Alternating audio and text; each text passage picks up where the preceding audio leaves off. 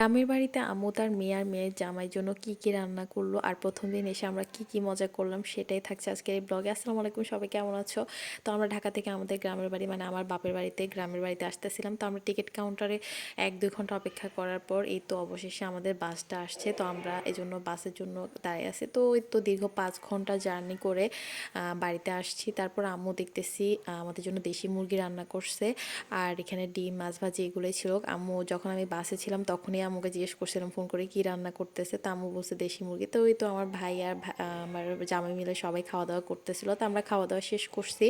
তো এই জন্য উঠানে এসে কতক্ষণ হাঁটতেছিলাম। আর আমার ছেলে তো গ্রামে আসলে মহা খুশি, কারণ ও গ্রামে আমার ভাইয়ের ছেলে মেয়ে আছে ওদের সাথে দুষ্টামি করতে পারে, খেলতে পারে আমাদের উঠোনে, তার জন্য ও গ্রামে আসলে অনেক বেশি খুশি হয়।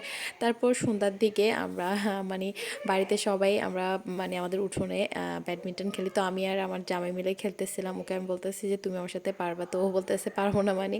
তারপরে দুজন মিলে দুষ্টামি করতে করতে খেলছি। তারপর এই তো সন্ধ্যার দিকে আমার ভাই ও গ্রামের বাজার থেকে একদম তরতাজা এই ধনেপাতাগুলো এত ফ্রেশ ছিল, এত গ্রান মানে এই ধনেপাতাগুলোর মধ্যে। তারপর এখানে আরও অনেক রকমের সবজিও নিয়ে আসছিল, এই যে ফুলকপি, বাঁধাকপি, তারপর সিম। তবে এই সিমগুলোর মধ্যে না তেমন বিচি নাই। তারপর এখানে আবার কিছু মাছ নিয়ে আসছিল, তেলাপিয়া আর একটা কার্ফু মাছ নিয়ে আসছে প্রায় 2 কেজি ওজনে। তারপর এখানে মাংস আনছিল।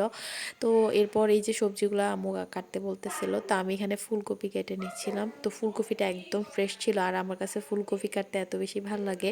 কপি কাটার পর এখন সিমগুলোকে কেটে নিব। তো আজকে সিমগুলোর মধ্যে একদমই তেমন বেঁচে ছিল না। তারপর কাটার পর এরপর এখানে ওই যে সোনালী মুরগিটা আনছিল, তো ওইটা রান্না করতেছিলাম অর্ধেক, তো পুরো রান্না করব না। তো এখানে প্রথমে লবণ আর হলুদ দিয়ে প্রথমে এগুলাকে ভেজে নিব। তো আমরা সবসময় মানে ফার্মের আর সোনালী মুরগিগুলোর মধ্যে এভাবে মানে হলুদ লবণ দিয়ে প্রথমে ভেজে নিয়ে তারপর রান্না করি। তবে দেশি মুরগি কিন্তু আমরা আবার এভাবে রান্না করি না, দেশি মুরগি একদম ডাইরেক্ট কষিয়ে তারপর রান্না করি। মানে এক একজন মানুষের আসলে রান্নার ধরন এক এক রকম। তোমরা আসলে কিভাবে রান্না করো অবশ্যই কমেন্টস করে বলবা। তারপর এই তো মাংসের মধ্যে আলু দিয়ে দিব, কারণ মাংসের মধ্যে আলু খাইতে আমাদের বাসায় মানে সবাই বেশি পছন্দ করে। আমার কাছেও মাংসের মধ্যে আলু অনেক বেশি ভাল লাগে। তারপর এই তো আম্মু এখানে মাংস রান্না করার জন্য মশলাগুলোকে প্রথমে সবগুলা মশলা দিয়ে প্রথমে ভালো করে কষিয়ে নিবে। তারপর এই তো মাংসগুলোকে দিয়ে দিবে। আসলে এভাবে রান্না সবাই করতে পারে।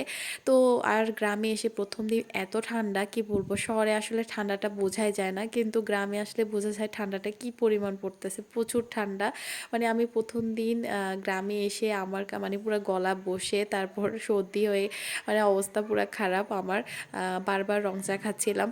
তো আসলে গ্রামে আসলে শীতকাল যেমন মজা ঠিক তেমনই গ্রামে আসলে ঠান্ডাটা অনেক বেশি। তো তারপর এই তো আম্মু এখানে মুরগি মাংস রান্না হচ্ছে আরেক পাশে, তো এই পাশে আম্মু এখানে মানে মাছটা রান্না করে ফেলতেছিল।